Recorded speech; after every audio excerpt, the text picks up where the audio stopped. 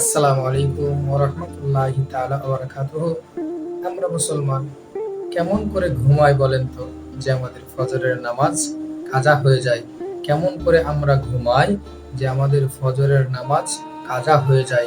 এমনও তো হতে পারে যে জোহরের নামাজের সময় আমাদের জানাজাটা হবে। তাই সকলকে বলবো নামাজ কেউ ছাড়বেন না। এই নামাজ আমাদের কাছে খুব মূল্যবান, গুরুত্বপূর্ণ সম্পদ। এই নামাজ আছে, আমার কাছে কবরে শান্তি আছে। এই নামাজ আছে, আমার কাছে পুলসিরাত আসান আছে। নামাজ আছে, তো হাউজে কাউসারের পানি আসান আছে। নামাজ আছে, মিজানের দাড়ি পাল্লায় আমরা উৎকৃষ্ট হয়ে যাব, পার হয়ে যাব। নামাজ আছে, তো জান্নাতের চাবি আমাদের হাতে আছে। নামাজ আছে, রাসূলুল্লাহ সাল্লাল্লাহু তাআলা আলাইহি ওয়াসাল্লামের আশিক ভক্ত আমরা হয়ে যেতে পারবো।